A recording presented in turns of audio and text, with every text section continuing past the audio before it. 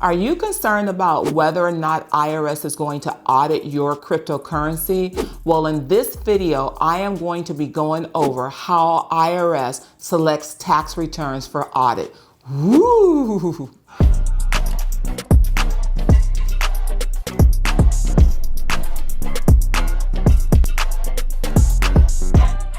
I am so excited to bring this information to you because I have history on how IRS conducts audits. So let me give you a little bit of that history, and by the end of this video, you will have a better understanding of what you need to do, what you need to look out for, and how to protect yourself. Historically, IRS is typically 3 years behind something new happening. So let's go back to the years of when eBay first came out, when PayPal first came out. And I want to say PayPal came out in the 1990s, maybe 1998, and eBay around 1996 is when they first came out. And I remember people going onto eBay, setting up shops, selling stuff. We took garage sales online and people were selling used things. And then they started to open up stores on eBay. And I can remember clients coming in saying to me, "Hey, Karla, my wife is doing a side business on eBay and she made all of this money and IRS is not going to know anything about it." I remember back then telling clients that IRS will find out about it. And I want to give you that same advice today. You cannot hide from IRS because they will find out about all money being moved around. And let me tell you how that works. Just like back in the day when there was eBay and PayPal, IRS set up a new division that was going after online retailers and merchants. They studied the industry, they would go online and they would look at websites and they would gather information. Once they gathered information, they got their computer engineers together and they created software that could track information that was being transferred online. And IRS also keeps historical websites. So where we might not be able to retrieve information, IRS has the deep web where they can go back for years and years and look at websites that have been taken down. As a result of that, once IRS has enough information, then they start coming up with compliance around that information. As you are sitting today, there are now forms 1099-Ks that get issued out to individuals that transact with any merchant online.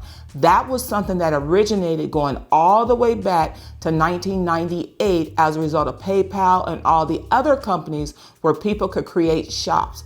IRS created a division around this, and then they start to audit online merchants. And so I said that to say this.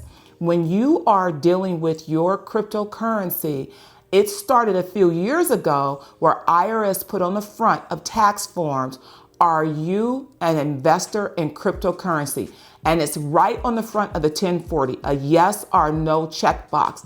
And it was very innocently done, but I am going to tell you that IRS is going to go back and they're going to sort out income tax returns based on whether that box was checked yes or whether that box was checked no.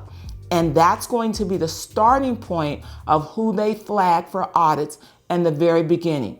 But do not let that fool you. Even if you check no on that box, IRS may still knock on your door. For those of you who did check yes, how do I know that IRS is going to audit those particular people? Let me tell you what IRS does. The way that IRS does an audit, they will gather all the tax returns that they want to audit, and they will print those tax returns and they will do what they call a desk audit. They will review those tax returns to see what they look like, and they will analyze them. If they do not pass the initial analysis that IRS will do, guess what will happen? You will get a letter in the mail, and that letter will say you have been selected. And trust me, it's not the lottery and it's not the type of letter that you want to get, but that's how they will decide who is going to get audited. Audits happen behind the scenes first before you even are notified. It could be that your tax return is already audited and you didn't even know your tax return was being audited. You only know if IRS wants to do further investigation. So now that you know the history of how IRS decides who to audit, let's fast forward to where we are today with the whole cryptocurrency market. I know myself, a lot of you believe that IRS cannot track your cryptocurrency. And in the very beginning, maybe they could not track your cryptocurrency. But allow me to clue you in and let you know how IRS is going to know that you're holding tons of money in cryptocurrency. This is how it's going to go. They're going to start flagging tax returns that are invested in crypto, and they're going to get a profile based on that particular person. No different than if Facebook is profiling people and saying that this person in this demographic in this area is going to be a tendency to buy this particular product. IRS does the exact same thing. They gather up tax returns. They look at tax returns that have similar information, people that are invested in crypto, how much they made, what they feel like, look like their addresses. They build a profile, and then they go out and apply that profile to all tax returns that are in their system. And then they choose those tax returns to then drop down and do a review. And from there, they're going to select tax returns from audits. IRS has a lot of tools that they can use.